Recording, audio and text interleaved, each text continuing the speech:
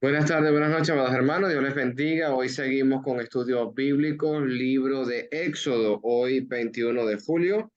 Con nuestro hermano Agustín vamos a hacer un pequeño repaso, un resumen de la clase pasada. Estábamos viendo lo que era Éxodo capítulo 1, entonces vamos al libro y vamos a estar leyendo este capítulo. Dice, primer libro, como dice aquí capítulo 1 del libro de Éxodo, capítulo 1, estos son los nombres de los hijos de Israel que entraron en Egipto con Jacob, y cada uno entró con su familia: Rubén, Simeón, Leví, Judá, Isaacar, Zabulón, Benjamín, Dan, Neftalí, Gad y Aser. Estamos hablando que son los hijos de Israel, los hijos de Jacob, aquellos que formaron esas tribus, los que van a formar esas tribus. Dice, todas las personas que nacieron a Jacob fueron 70. Y José estaba en Egipto, y murió José y todos sus hermanos y toda aquella generación. Es decir, ese José que, que, fue vendido por sus propios hermanos, que luego fue maravilloso ese momento en que José fue uno de los más grandes, el segundo más grande en todo Egipto, y era para preservar la vida a los hebreos. Entonces, eso es el plan de Dios. Y ahora viene continuación de esta historia, como tú estás leyendo, ya toda esa generación ha pasado, ya ellos no están. Y dice el verso 7, y los hijos de Israel se fructificaron y multiplicaron, y fueron aumentados y fortalecidos en extremo, y se llenó de ellos la tierra. Y entre tanto se levantó sobre Egipto un nuevo rey que no conocía a José, y le dijo al pueblo. Entonces sabemos que aquella generación ha pasado, la generación de José, esa generación que tuvo a un hombre, inclusive el mismo rey de Egipto decía: ¿acaso tenemos con nosotros a alguien que tenga el Espíritu de Dios? Solamente José es el que lo tenía. Pero esa generación ha pasado. Y como va a decir el verso 9, el pueblo eh, he aquí, el pueblo de los hijos de Israel es mayor y más fuerte que nosotros. Ahora pues, seamos sabios para con él, para que no se multiplique y acontezca que, viniendo la guerra, él también se una a nuestros enemigos, pelee contra nosotros y se vaya de la tierra. Entonces pusieron sobre ellos comisarios de tribunos que los molestasen con sus cargas, y edificaron para Faraón en ciudades de almacenaje, Pitón y Ramasés. Pero cuanto más los oprimía, tanto más se multiplicaban y crecían, de manera que los egipcios temían a los hijos de Israel. Dice el verso 13 en adelante: los egipcios hicieron servir a los hijos de Israel con dureza, y amargaron su vida con dura servidumbre en hacer barro y ladrillo, y en toda labor del campo, y en todo servicio, en lo cual les obligaron con rigor. Estamos hablando de que esas son una de las razones de por qué Dios va a levantar a Moisés. Una de las razones por qué Dios va a hacer que ellos salgan de lo que va a ocurrir en esta hermosa historia del libro de Éxodo, que va a ser una gran esclavitud, y van a estar ahí oprimidos en Egipto. Dice, y habló el rey de Egipto, el verso 15, las parteras de las hebreas, una de las cuales se llamaba Cifra y la otra Fua, le dijo: cuando citáis a las hebreas en sus partos y veáis el sexo, si es niño, si es hijo, perdón, matadlo, y si es hija, entonces que viva. Pero las parteras temieron a Dios y no hicieron como les mandó el rey de Egipto, sino que preservaron la vida de los niños. Estamos viendo aquí que el corazón de estas parteras es realmente maravilloso. Esa parte de que temieron a Dios, ellas no iban a estar matando a ningún niño, no iban a estar realmente incurriendo, ir en contra de la voluntad de nuestro Dios. Pues ese momento, aunque no tienen ley todavía, porque ya va a llegar este precursor Moisés, que va a hablar directamente con Dios, les va a dar las tablas, pero en este momento estamos leyendo ese texto, que ellos temen a Dios y no le quieren quitar la vida a los niños. y le preservaron la vida. Dice el 18, y el rey de Egipto hizo llamar a las parteras y dijo, ¿por qué habéis hecho esto? Que habéis preservado la vida de los niños. Y aquí ellas, como decía mi hermano Agustín, hay momentos de que hay circunstancias que ellos tienen que decir quizás con una mentira, algo para proteger y preservar la vida de los niños. Y las parteras respondieron a Faraón porque las mujeres hebreas no son como las egipcias, pues son robustas, dan a luz antes que la partera venga, y Dios hizo bien a las parteras. O sea, que estamos hablando que el disuadir al rey que él quiere asesinar y matar niños, y el temer a Dios y hacer una jugada bastante interesante, aunque sea encubriendo al rey de Egipto, que en este caso es un asesino, ha sido bien para Dios, porque dice, y Dios hizo bien a las parteras. Y el pueblo se multiplicó y se fortaleció en gran manera, y por haber las parteras temido a Dios, él prosperó su familia. Fíjate cómo Dios ve los corazones, Dios observa lo que estamos haciendo en nuestras vidas. Entonces Faraón mandó a todo el pueblo diciendo, echar al río a todo hijo que nazca y a toda hija preservar la vida. Aquí quedamos para este resumen y continuamos con el hermano Agustín, capítulo 2, libro de Éxodo. Ok, gracias, hermano. Dios te bendiga. Ok, entonces ya vimos el capítulo 1, ya vimos del libro de Shemot. ¿Se acuerdan de Shemot, que significa nombres? El segundo libro de la Biblia, es la traducción al hebreo. O sea, el hebreo era el Shemot, que significaba nombres, que todos los libros del Pentateuco, sus nombres en hebreo, tenían que ver con las primeras palabras de cómo comenzaba el libro. En este caso, como habla de los nombres, estos son los nombres, por eso se llama Shemot.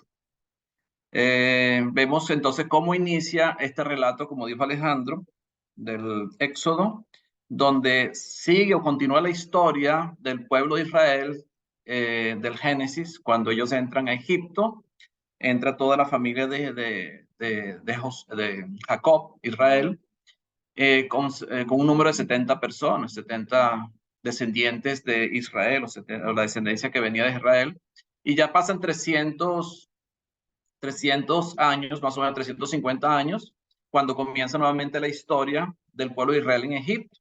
Y vemos que ya hay un rey o un faraón que no conoció a José, que ya no conocía a José, pero vemos que ya los israelitas, los hebreos, se habían multiplicado de gran manera. Era tanta la cantidad de hebreos que había ya en Egipto, que llenaron, dice que llenaron toda la tierra, como dice acá en el texto, llenaron toda la tierra de Egipto. Y eso preocupó a los egipcios, sobre todo al faraón, porque ellos querían protegerse de sus enemigos y ellos sabían que los hebreos no es que no eran sus amigos, pero no eran su pueblo.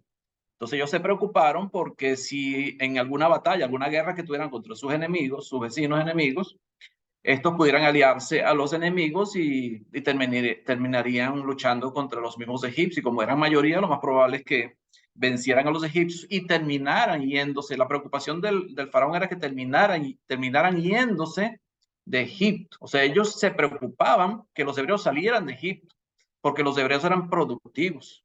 Ellos trabajaban, ¿verdad? Producían en la tierra de Egipto. Ellos les interesaba que los hebreos estuvieran en Egipto. Desde que empezaron criando ovejas, ¿verdad? Que era su trabajo, hasta ahora ellos seguían produciendo.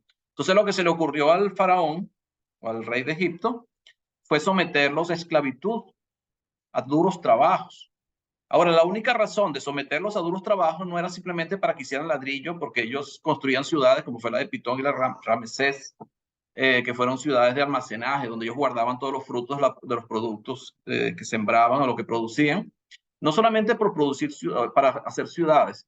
La idea era que no se multiplicaran. Ahora uno dice, bueno, ¿qué tiene que ver la esclavitud para que no se multiplique? O sea, es lo que uno se pregunta. O sea, vamos a esclavizar, vamos a poner gente que los someta, los ponga a dura servidumbre para que no se multipliquen, porque la preocupación era que se estaban multiplicando y eran más poderosos que los egipcios.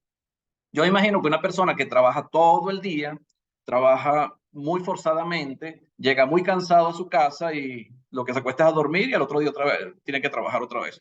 O sea, es la manera de evitar que ellos tuvieran tiempo pues, de reproducirse. Me imagino que era esa la razón por la que los esclavizó. Pero dice el texto que aunque los sometió a gran servidumbre, trabajos forzados, ellos seguían multiplicándose en gran manera.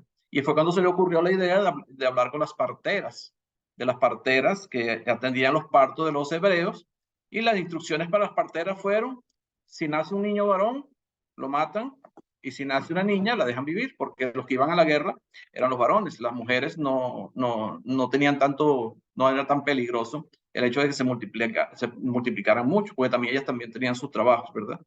Entonces, las parteras dicen que temieron a Dios y no hicieron caso a la orden que le dio el faraón. Fíjense que es una decisión bastante arriesgada de parte de las parteras, porque era una orden del rey, del faraón, del que tenía el máximo poder dentro de Egipto. Entonces, él podía haberlas matado, o sea, mandarla a matar por el hecho de desobedecer una orden. Ellas, claro, lo que hicieron fue mentirles, porque le mintieron. Cuando él les reclama, ¿qué pasó? Porque ustedes no han matado a ningún niño. O sea, porque ningún niño ha muerto. Y dice, no, lo que pasa es que cuando nosotros llegamos, ya las hebreas ya tuvieron sus hijos, porque son robustas, no son como las egipcias. Las egipcias sí como que no eran tan fuertes como las hebreas, según ellas, y que las hebreas cuando ellas llegaban ya habían tenido su bebé y por eso no lo mataban, porque la idea era que lo mataran en el momento que están naciendo. Ya después de haber nacido ya no era la orden. Pero realmente no era así.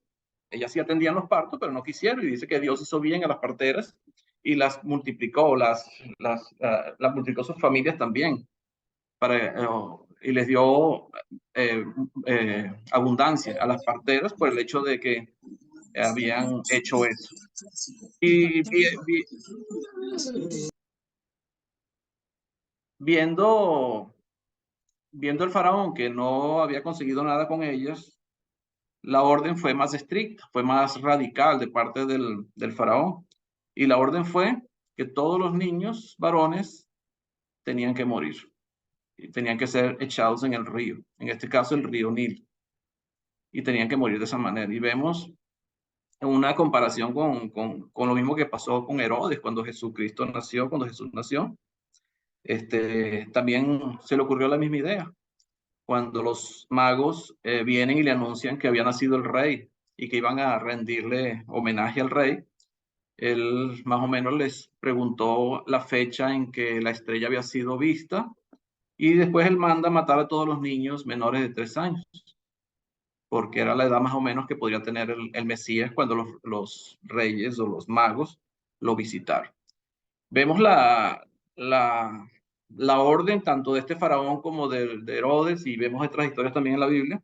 Y vemos que ese trabajo no es simplemente de Herodes o no es simplemente del faraón o de otros, sino que es mismo Satanás tratando de truncar los designios de Dios, truncar lo que Dios estaba haciendo.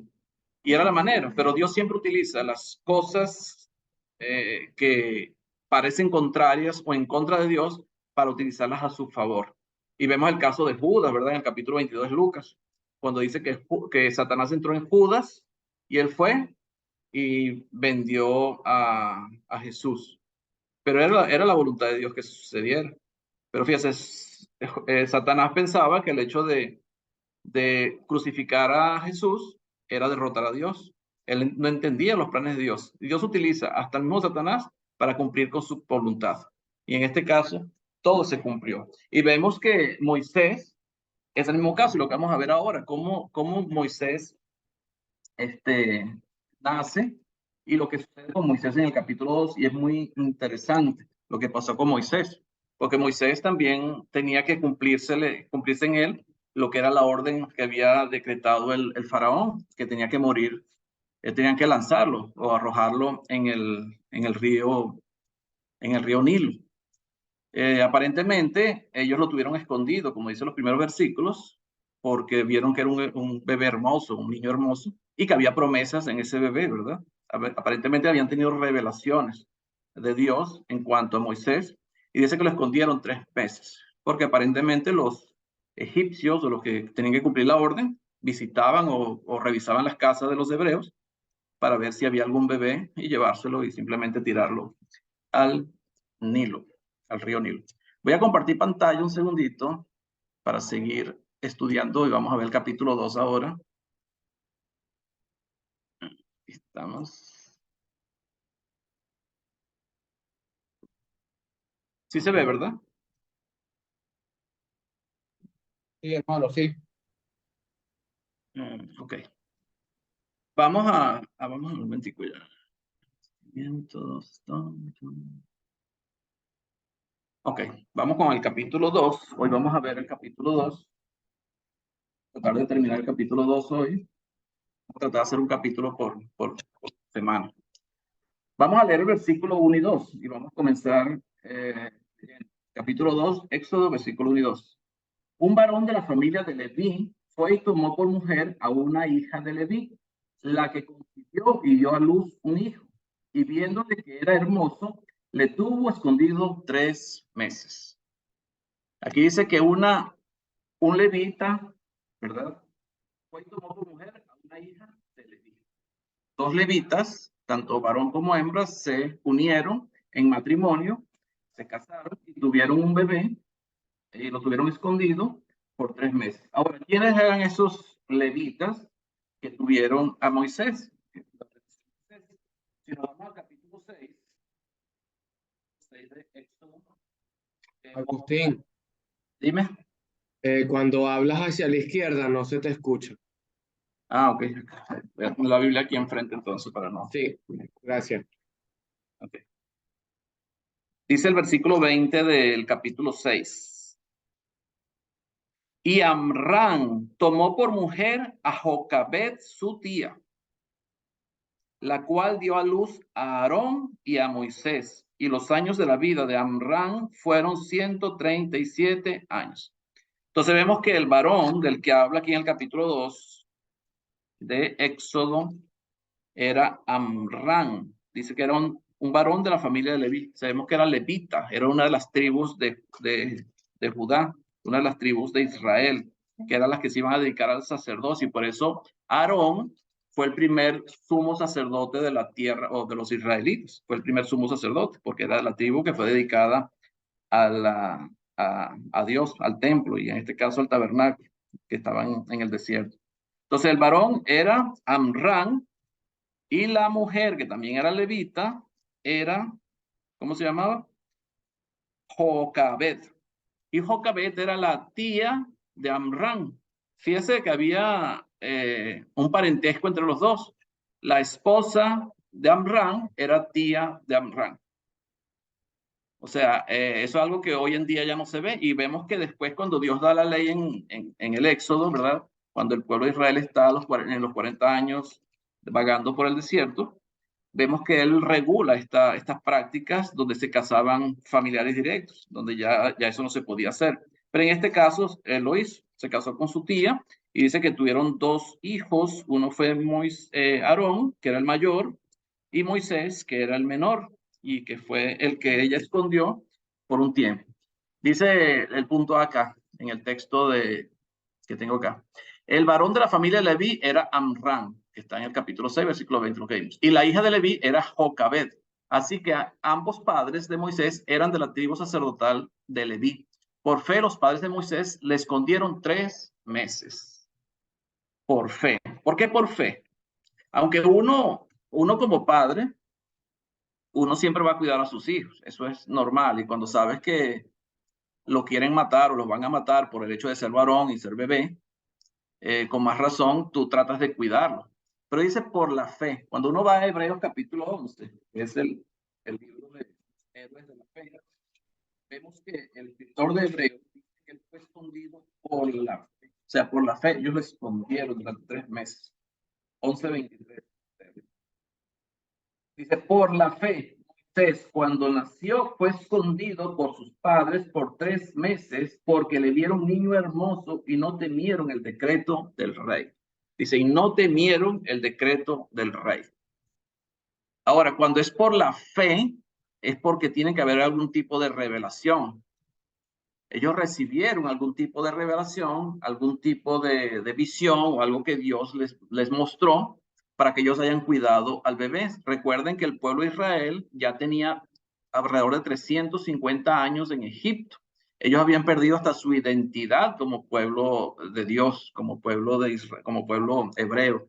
Ellos ya se habían adaptado, casi todos, ellos, en lo que eran las labores que cumplían los egipcios y los dioses que los egipcios estaban adorando. O sea, ellos habían perdido toda identidad, pero dice que por la fe ella cuidó a Moisés, ¿verdad?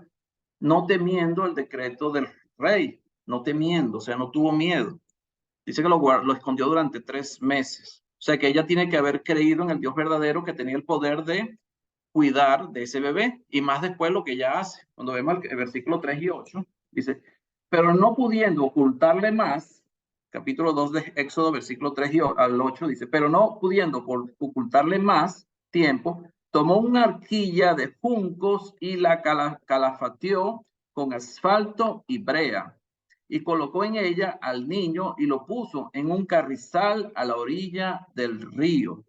Y una hermana suya se puso a lo lejos para ver lo que le acontecería. Y la hija de Faraón descendió a lavarse al río, paseándose sus doncellas por la ribera del río. Vio ella la arquilla en el carrizal y envió una criada suya a que le tomase, y cuando le abrió vio al niño, y aquí el niño lloraba, y teniendo compasión de él, dijo, de los niños de los hebreos es este. Entonces su hermana dijo a la hija de Faraón, iré a llamarte una nodriza de las hebreas para que te críe este niño. Y la hija de Faraón respondió, ve. Entonces fue la doncella y llamó a la madre del niño. Entonces vemos la historia de Moisés hasta los 3 meses. Lo mantuvieron escondido en la casa, con miedo o procurando que los egipcios no lo fueran a encontrar, no lo fueran a ver, y ya no pudiendo esconderlo más tiempo, tuvieron que hacer algo. Ellos no tenían que poner el bebé en una arquilla, no tenían que hacer un barquito, como el caso de esta barquito, arquilla que hicieron ellos con juncos, sino que era simplemente tirarlos al río para que se ahogara. Pero ella quiso preservar al niño, para que no le entrara agua a la arquilla, lo asfaltó con brea y lo calefateó con brea y con asfalto y brea, o sea, lo tapó bien para que no le entrara agua. Y la razón era que el niño no muriera. Esa era la razón por la que la mamá lo puso de esa manera en el río. Ahora dice acá el punto B. La arquilla de Jocabed, que fue la mamá de Moisés, como la de Noé, es una ilustración de Cristo. ¿Por qué una ilustración de Cristo? Porque esa arquilla sirvió para salvar a Moisés, igual que la arca de Noé sirvió para salvar a Noé de la inundación. Jesucristo nos salva a nosotros. Por eso es una ilustración. Y aquí en todo lo que es el Viejo Testamento, tenemos que empezar a ver las figuras, todas las figuras de Jesús, porque por eso tenemos el Viejo Testamento. Aquí vemos todas las figuras de Jesús representadas en cada una de las cosas que vemos en estas historias, tanto del Éxodo como de todos los demás libros del Viejo Testamento. Siempre vamos a ver a Jesús en cada una de estas cosas. Y eso representa eso, la salvación, que representaba la arquilla calafateada con asfalto y brea. Representaba salvación. ¿Qué representaba el arca de Noé? Salvación. Y Jesucristo es nuestro Salvador. ¿Qué hizo la hermana de Moisés, que se llamaba María, que en hebreo es Miriam? Ella estuvo pendiente de lo que sucedía con el bebé.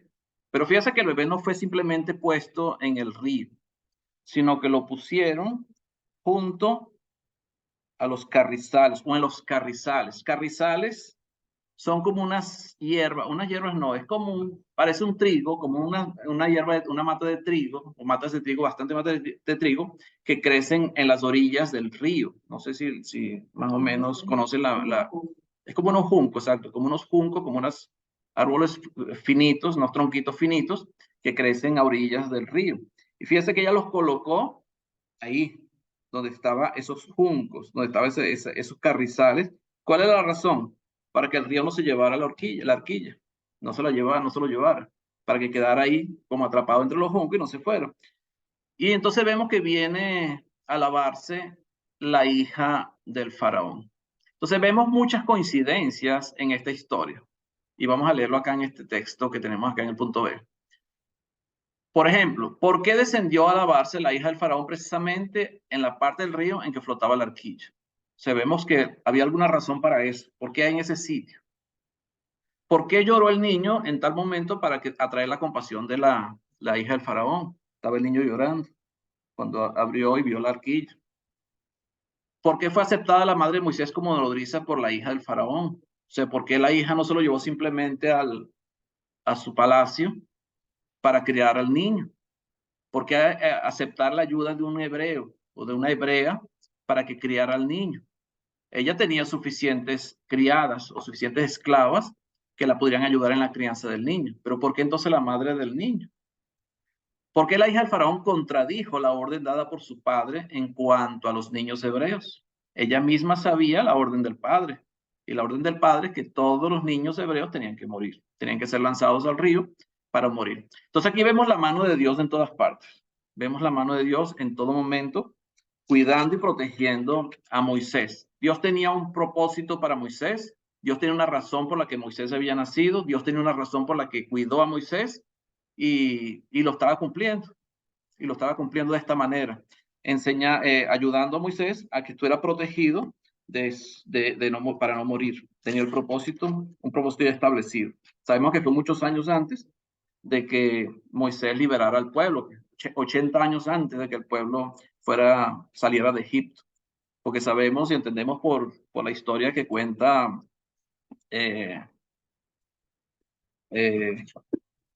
está en Hechos capítulo 7. Hechos capítulo 7. Esteban, la historia que cuenta Esteban en Hechos capítulo 7, que Moisés tenía 80 años cuando fue a liberar al pueblo de Israel.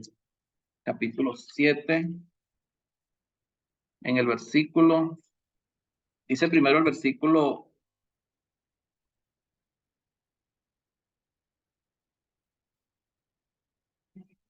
7,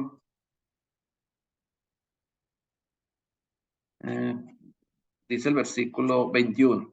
Pero siendo expuesto a la muerte, la hija de Faraón lo recogió y lo crió como a hijo suyo. Y fue enseñado Moisés en toda la sabiduría de los egipcios y era poderoso en sus palabras y obras. Cuando hubo cumplido la edad de 40 años, le vino al corazón el visitar a sus hermanos, los hijos de Israel. Cuando tenía 40 años es cuando él va a visitar a los hijos de Israel allá en Egipto y es cuando él huye a Madián, ¿verdad? Y cuando cumplió los 80 años, como dice el versículo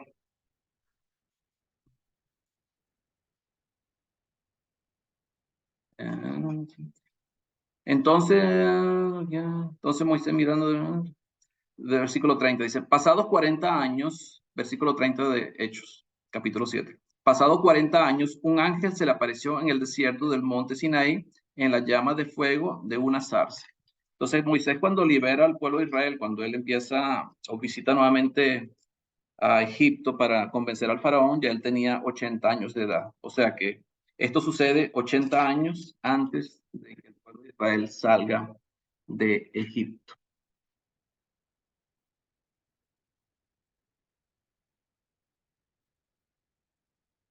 Ya, esto no quiere avanzar. Vamos a ver versículo 9 y 10. Dice, a la cual cuando la doncella, que era la hija la hermana de Moisés, fue a hablar con su madre para que fuera y recibiera al niño y lo criara.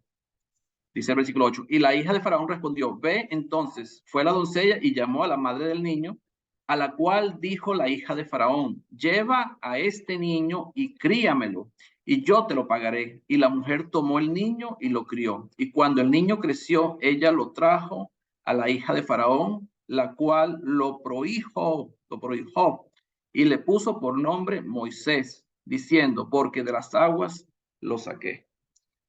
Fíjese que Moisés es criado por su propia madre hasta cierta edad. No dice cuál fue la edad en la que ella le entrega el niño nuevamente a la hija del faraón. pero dice cuando ya el niño creció, es lo que nos dice acá el versículo 10. Cuando el niño creció, ella lo trajo a la hija de Faraón. Ahora, durante ese tiempo, los recuerdos que tendría esta madre de Moisés, los recuerdos en cuanto al Dios verdadero, porque sabemos que los egipcios tenían adoraciones a muchos dioses, aunque ya en la época de Moisés ellos adoraban un solo Dios, pero yo imagino que ellos seguían recordando al Dios verdadero porque era al que ellos clamaban por la esclavitud que tenían. Ellos clamaron a Dios para que Dios los liberara de Egipto. Y ella, me imagino que le inculcó a él, a Moisés, el amor y la fe en el Dios verdadero, que es lo que él practicó después. Él sabía que él era de los hebreos. Él sabía que era del pueblo hebreo, que no era egipcio, a pesar de que vivió hasta los 40 años en el palacio junto con la hija del faraón. Los padres cristianos tienen que tomar las palabras del versículo 9 como un encargo sagrado y una promesa segura. Un encargo sagrado y una promesa segura. ¿Por qué un encargo sagrado? ¿Y cuáles son las palabras del versículo 9? Lo que le dijo la hija del faraón a la madre de Moisés. Críamelo y yo te pagaré. Dios nos envía a nosotros también hijos. Por eso es un encargo para nosotros como padres, es un ejemplo para nosotros como padres, ¿verdad?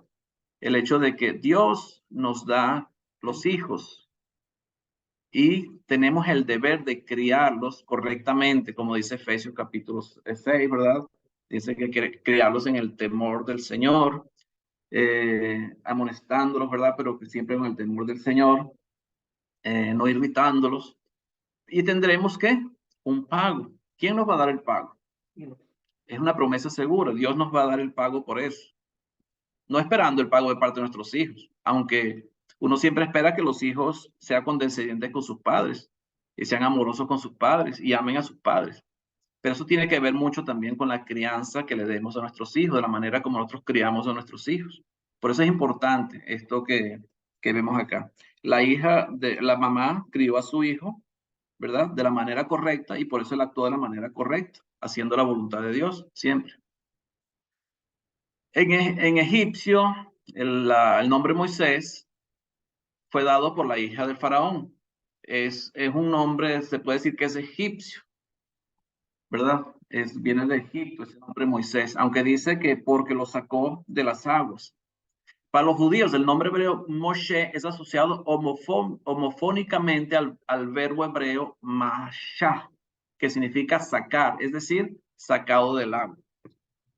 O sea, el nombre Moisés tiene que ver con en Egipto, o tenía que ver con el referirse a hijo, simplemente.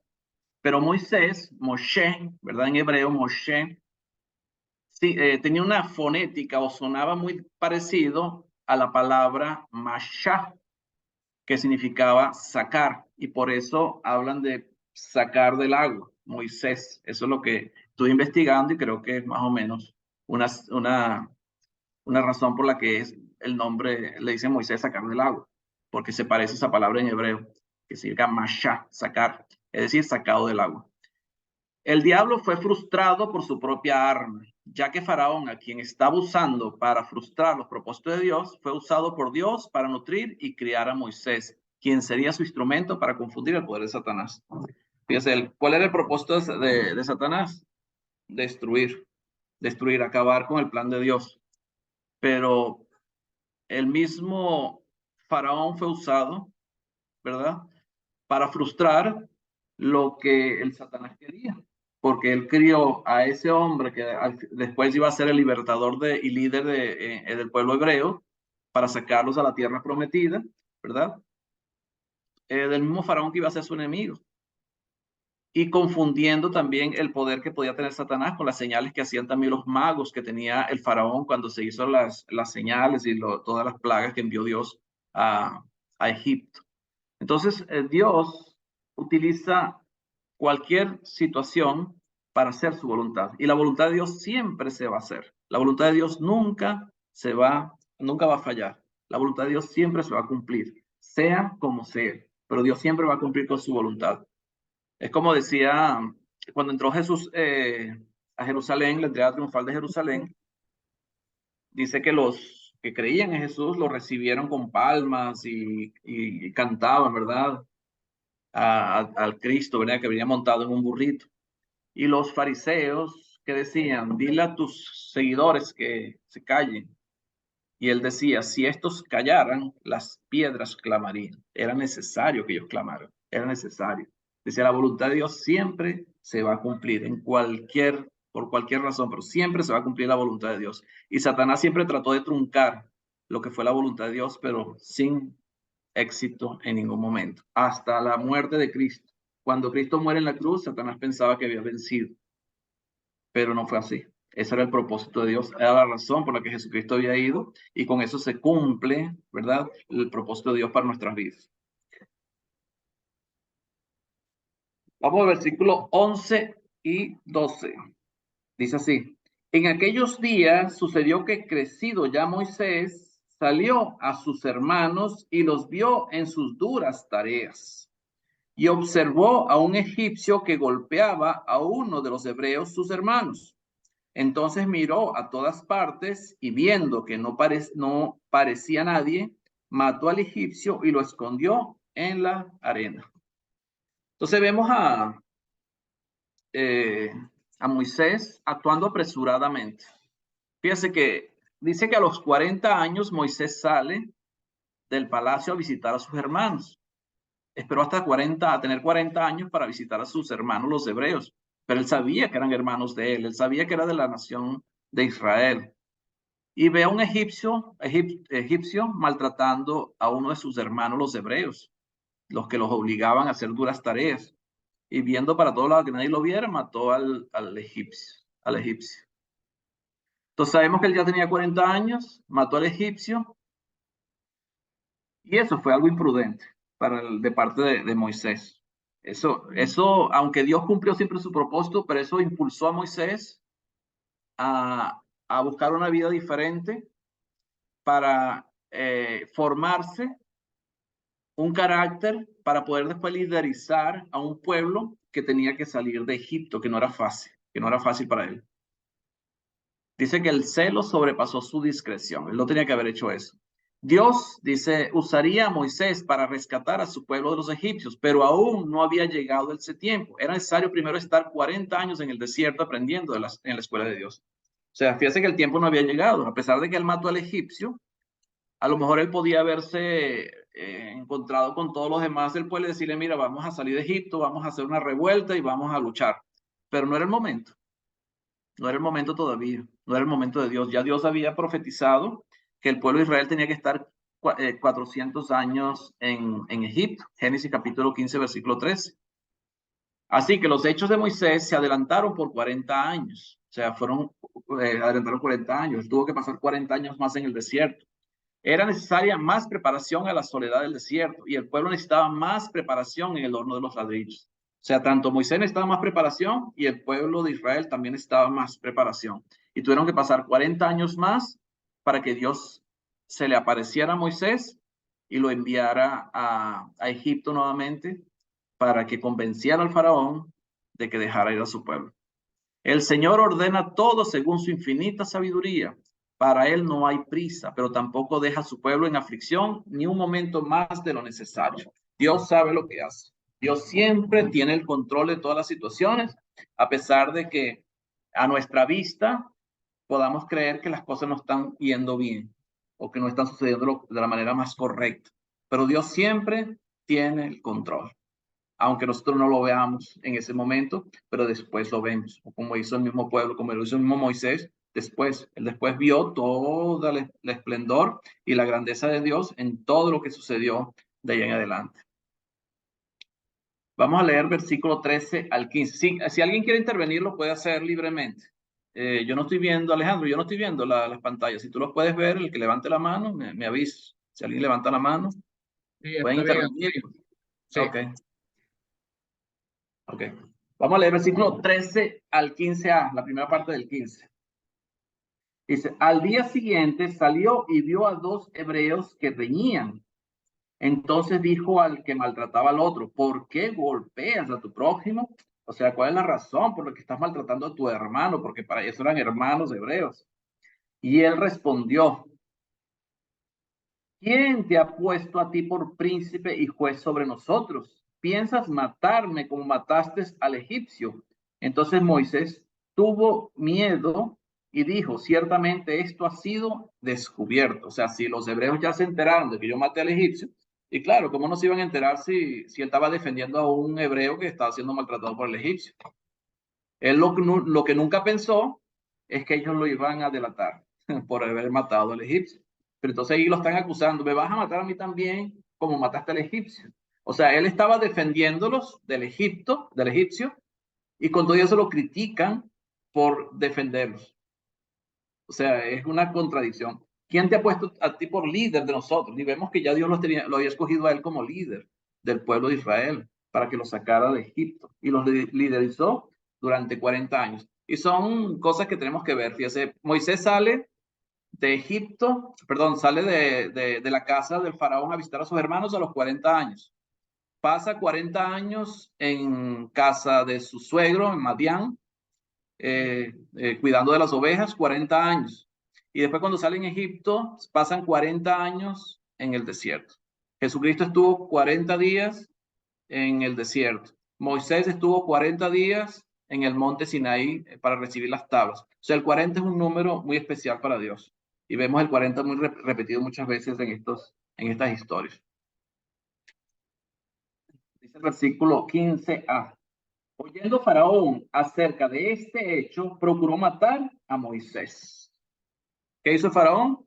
Procuró matar a Moisés. O sea, Faraón, a pesar de que Moisés vivió en el palacio, y según lo que nos dice Esteban, fue educado en la sabiduría de los egipcios y era un varón que tenía buena, según él, que hablaba correctamente, tenía buena labia, vamos a decirlo así, en forma coloquial, hablaba correctamente. O sea, él fue educado en el palacio del faraón como un hijo de su hija, o sea, viene siendo como un nieto del faraón. Y con todo y eso, procuró matarlo, procuró matarlo. O sea, no había ese apego entre los dos.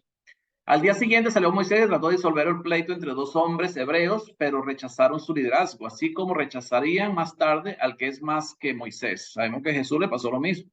Los hebreos, los judíos, también vieron al Mesías, vieron todas las señales que el Mesías hizo, que Jesucristo hizo durante su vida en el mundo, y con todo eso no quisieron reconocerlo como el Señor y terminaron crucificándolo, aunque era la voluntad de Dios, pero nunca lo reconocieron, no quisieron reconocerlo. Lo mismo que pasó con Moisés. Moisés era un líder que que Dios lo había escogido para liberarlos a ellos, y ellos simplemente lo que hicieron fue criticarlo, ¿verdad? Criticarlo y juzgarlo por lo que él había hecho. Cuando supo que sabían que había matado al egipcio, Moisés tuvo pánico. Cuando Faraón oyó de la muerte, trató de matar a Moisés, y Moisés huyó de la tierra de Madián, es decir, Arabia o al área del Sinaí. Madián, los madianitas, eran descendientes de Abraham, los madianitas. Ellos descienden, eso lo vamos a ver más adelante, pero eran descendientes de Abraham. ¿Ah? Sí, Génesis capítulo 25, versículo 1 y 2. Dice que eran descendientes de Madián, de Abraham, con su segunda esposa después que muere Sara.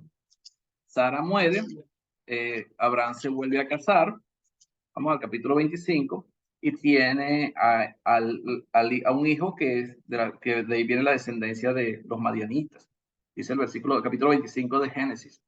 Abraham tomó otra mujer cuyo nombre era Setura, la cual le dio a luz a Simran, Jackson, Median, Madian, Isbac y Sua. Entonces los madianitos son descendientes de Abraham, igual que los israelitas. Son como primos lejanos, vamos a decirlo así, pero son familia. Entonces Moisés huye a Arabia o a la parte del Sinaí, que es la parte donde estaban los madianitas. Los madianitas no se sabe muy bien cuál era su territorio, porque ellos eran un pueblo nómada. Eran un pueblo nómada, así como lo era también los israelitas antes de llegar a Egipto. Era un pueblo nómada.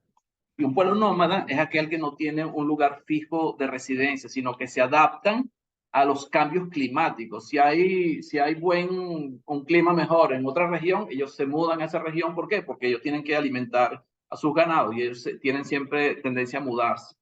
Pero en este caso vemos que él salió y fue a donde estaban los madianitas o a Madián. Vamos con el versículo 15b al 22. Bueno, el 15.2 simplemente dice que él oyó a la tierra de Madián. 16 dice, y estando sentado junto al pozo, 7 hijas que tenía el sacerdote de Madián vinieron a sacar agua para llenar las pilas y dar de beber a las ovejas de su padre. Mas los pastores vinieron y las echaron de allí. Entonces Moisés se levantó y las defendió y dio de beber a sus ovejas. Y volviendo ellas a Reuel, su padre, él les dijo, ¿por qué habéis venido hoy tan pronto? Ellas respondieron, un varón egipcio nos defendió de manos de los pastores y también nos sacó el agua y dio de beber a las ovejas. Y dijo a sus hijas, ¿dónde está? ¿Por qué habéis dejado a ese hombre? Llamadle para que coma. Y Moisés convino en morar con aquel varón y él dio a su hija Séfora por mujer a Moisés. Y ella le dio a luz un hijo y él le puso por nombre Gersón, porque dijo, forastero soy en tierra ajena. Forastero soy en tierra ajena. Al lado del pozo de Madián, dice Moisés ayudó a las hijas del sacerdote de Madián, ¿verdad? Jetro. Aquí le ponen Ruel, ¿verdad? Para defenderlas, porque vemos que como eran mujeres, eran 7 hijas de este sacerdote, como eran mujeres, pastoras en este caso, los pastores abusaban de ellas, o sea, imponían su fuerza y siempre la dejaban de últimas para abrevar lo que era el ganado, las ovejas de su padre. En este caso, Moisés las defendió de estos pastores y ellas pudieron abrevar sus ovejas de manera más temprana. Y él, por eso llegan más temprano a la casa de su padre, de Reuel, y él se sorprende que haya llegado tan temprano. Y dice, bueno, ¿cómo es eso que llegaron tan temprano? Dice, no, un egipcio. Fíjese que ellos lo ven a Moisés como un egipcio, porque él venía vestido como egipcio. Él tenía el peinado de egipcio, vestido con los trajes de Egipto. O sea, se identificaba como un egipcio, ¿verdad? Y ellos lo veían como un egipcio. Ellos no sabían ni siquiera que era hebreo. Fíjate, el sacerdote Madián se le da 3 nombres, o sea, se le encuentra 3 nombres en la Biblia. Dice Jetro, que está en el capítulo 3, versículo 1, está Reuel, que está en el versículo 18, y está Obab, que está en Números, capítulo 4, versículo 11, el cual es el mismo Reuel de Números, capítulo 10, versículo 29. Los madianitas eran parientes lejanos de los hebreos, como vemos en Génesis capítulo 25, que ya lo leímos. La hija de Jetro, Séfora, fue dada a Moisés por mujer y les fue nacido un hijo, Gersón, que significa extranjero allí. Ahora, Moisés, ¿cuántos hijos tuvo? Tuvo 2 hijos, ¿verdad? Porque cuando vemos la historia allá en el capítulo 7 de Hechos, de Esteban, cuando está defendiéndose, él dice que Moisés tuvo 2 hijos. Y si vamos a Éxodo capítulo 18, vemos quiénes son los hijos, o los hijos de Moisés, los 2 hijos. Capítulo 18, versículos 3 y 4. Dice, a sus 2 hijos, el uno se llamaba Gersón, porque dijo, forastero he sido en tierra ajena, y el otro se llamaba Eliezer, porque dijo, el Dios de mi padre me ayudó y me libró de la espada del faraón. Entonces son los 2 hijos que tuvo Moisés. El que se nombra al principio de Éxodo es solamente a su hijo mayor, Gersón, que fue el primer hijo que él tuvo. Pero el otro no se nombra sino después. Ya, se me fue. 23 al 25. Dice así. Aconteció que después de muchos días murió el rey de Egipto y los hijos de Israel gemían a causa de la servidumbre, clamaron y subió a Dios el clamor de ellos con motivo de su servidumbre. Y oyó Dios el gemido de ellos y se acordó de su pacto con Abraham, Isaac y Jacob. Y miró Dios a los hijos de Israel y los reconoció Dios. Fíjense que ellos clamaban a Dios por la dura servidumbre que estaban sufriendo, por la esclavitud que tenían en Egipto, al ser esclavizados por los egipcios. Entonces ellos seguían creyendo en Dios, a pesar de que habían tomado muchas costumbres de los egipcios, a pesar de que los egipcios habían tenido muchos dioses o creían en muchos dioses. Ellos continuaban creyendo en el Dios de Israel, el Dios verdadero. Y por eso Jesús, Dios se identifica como el Dios de Abraham, el Dios de Isaac, el Dios de Jacob. Es el Dios de sus padres, de sus antepasados, como se le identifica también a Moisés cuando aparece en la zarza ardiendo, para que él conozca que es el Dios de sus padres, el Dios que ellos conocían, el Dios que era el verdadero Dios de ellos. Dice, Dios no había olvidado los apuros de su pueblo. Cuando ascendió un nuevo rey al trono, oyó Dios y se acordó y miró Dios a los hijos de Israel y reconoció su condición. En respuesta trajo a su siervo de nuevo a Egipto, lo vamos a ver ahora en el capítulo 3, para sacar a su pueblo fuera de la tierra con la exhibición más grande de poder que había desde la creación del mundo. Entonces vemos que Dios se acuerda de su pueblo. Y no es que Dios se le olviden las cosas. Eso no quiere decir que Dios se le olviden las cosas, sino que llegue el cumplimiento del tiempo. Dios tiene un tiempo para todo. El tiempo de Dios es perfecto. O sea, el tiempo de Dios siempre se va a cumplir. Y no va a ser ni más tarde ni más temprano. Es el tiempo exacto de Dios cuando tienen que suceder las cosas. Ya ellos estaban clamando. Eso significa que seguían creyendo en el Dios verdadero.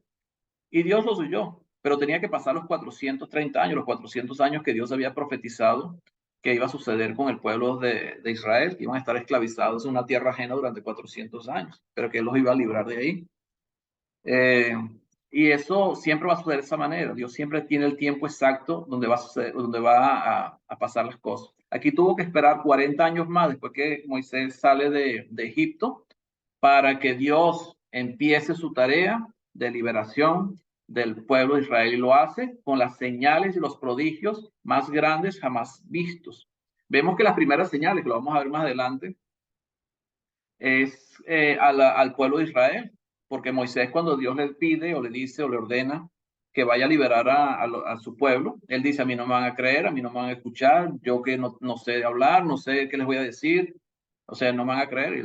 Y hay tres señales que Dios le da a Moisés para que él pueda convencer a los ancianos de Israel de que Dios lo había enviado a él a liderizar la salida de Egipto y convencer al faraón de que dejara ir a su pueblo. Y la primera señal era el bastón que cargaba Moisés para cuidar de las ovejas, que se convierte en culebra. Y después lo agarra otra vez por la cola y se convierte otra vez en bastón. El segundo era cuando mete su mano en su seno, dentro de su traje, y se queda leprosa la mano. La mano queda leprosa, y cuando él vuelve a meter la mano otra vez en su seno, la mano nuevamente está curada. Y él dice: si no te creen con esas dos señales, agarra un poquito de agua del río Nilo y lo derramas en tierra. Y en el momento que caiga en tierra se va a convertir en sangre. Fueron las tres señales que mandó Dios directamente, no al faraón, sino al pueblo de Israel, a los líderes del pueblo de Israel, a los ancianos, para que ellos entendieran y creyeran y pudieran tener la seguridad de que Dios sí había mandado a Moisés a liderizar esa salida del pueblo de Israel de Egipto. ¿Alguna pregunta o comentarios? Ya con esto terminamos ya el capítulo 2, ya son las 9:21. Creo que vamos a dejarlo por aquí por ahora. Si tienen comentarios, preguntas, aportaciones, lo pueden hacer libremente.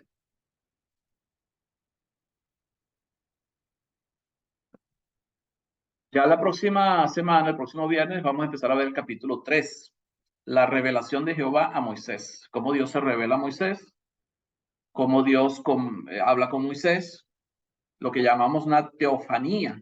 Teofanía significa una aparición de Dios directamente. Es de las pocas veces que vemos a Dios hablando directamente con una persona, en este caso con Moisés, apareciéndose directamente. Teofanía. Y se le aparece en una zarza ardiente para hablarle y decirle cuál era su plan y lo que Moisés tenía que hacer. Moisés tenía que cumplir un propósito y para eso había nacido.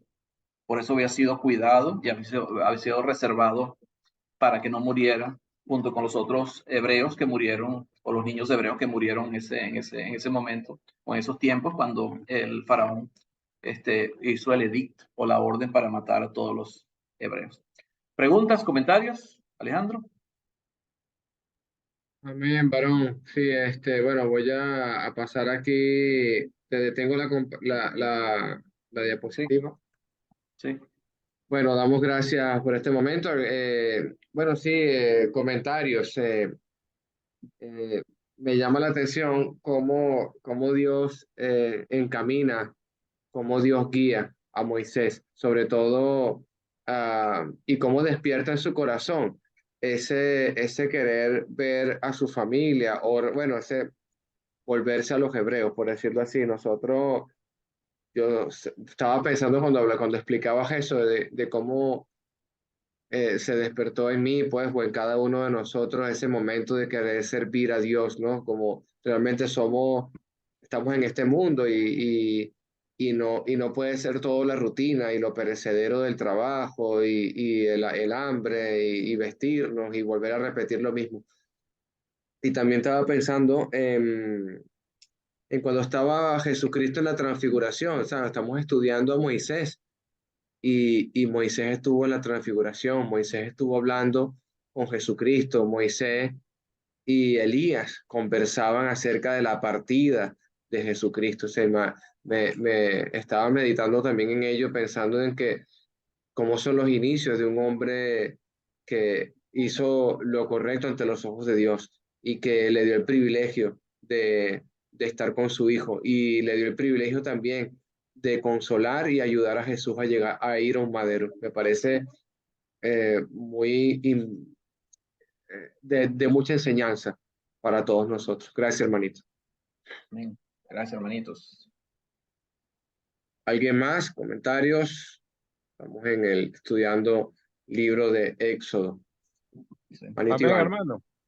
Mano Iván. Lenin, Sí, yo Iván. creo que una de las reflexiones que se puede hacer de ese capítulo 2, ¿verdad? Porque lo primero en esa historia de Moisés me recuerda que Dios nunca se aparta, o sea, siempre tiene presente a su pueblo. Y una de las cuestiones, por mucha dificultad que pasemos, pero de nosotros Él no, la promesa de estar con nosotros nunca va a pasar.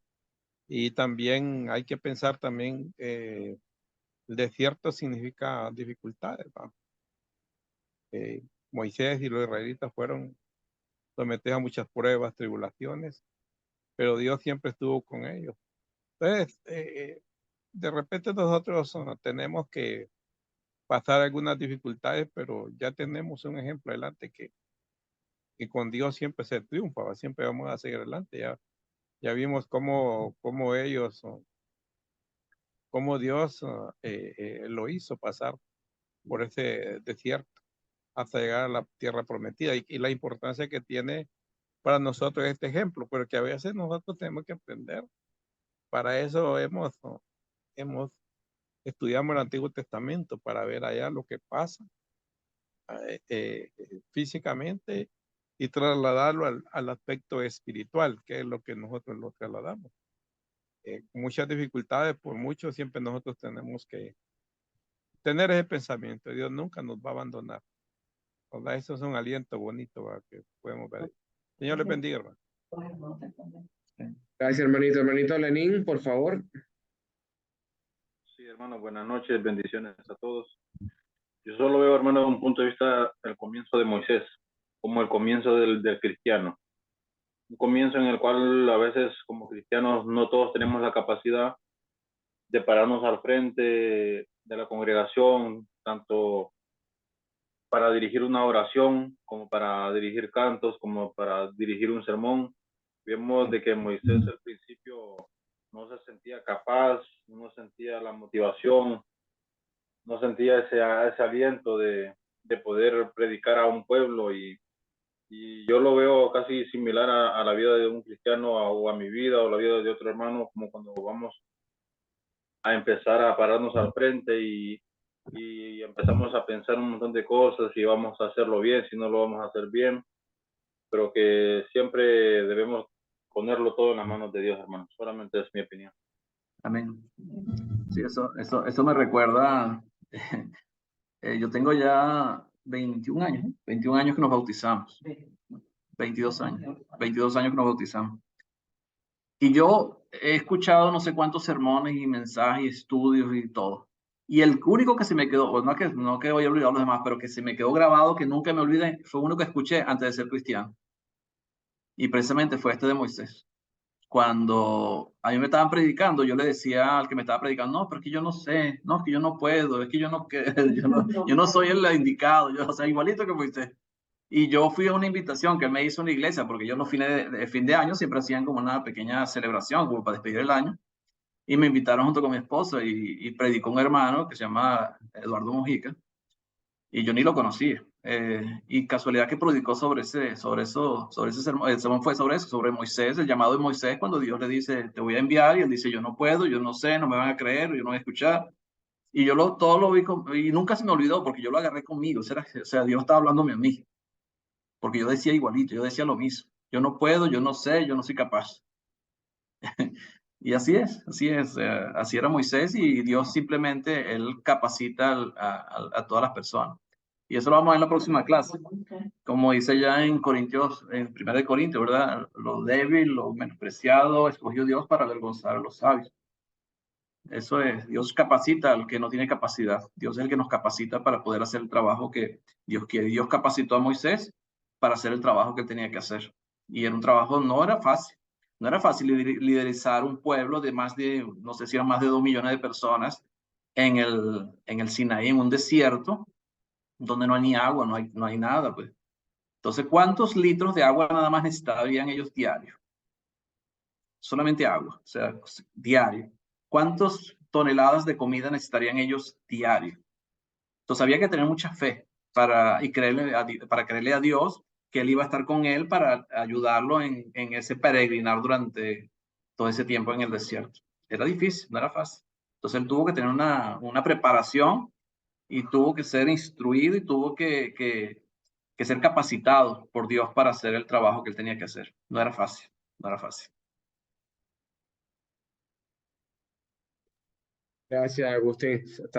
Mientras conversabas eso, estoy pensando también en que estamos estudiando a un personaje o a un varón de Dios que habla directamente a Dios. Estamos hablando que puede ser como habló Abraham, que hablaba directamente con Dios. Estamos hablando que esto es el que le va a entregar Dios la ley de su propia mano. Eso realmente para mí es muy significativo estudiar este libro. Realmente ha sido y va a ser de mucha bendición a todos nosotros. ¿Más comentarios, preguntas, amados hermanos?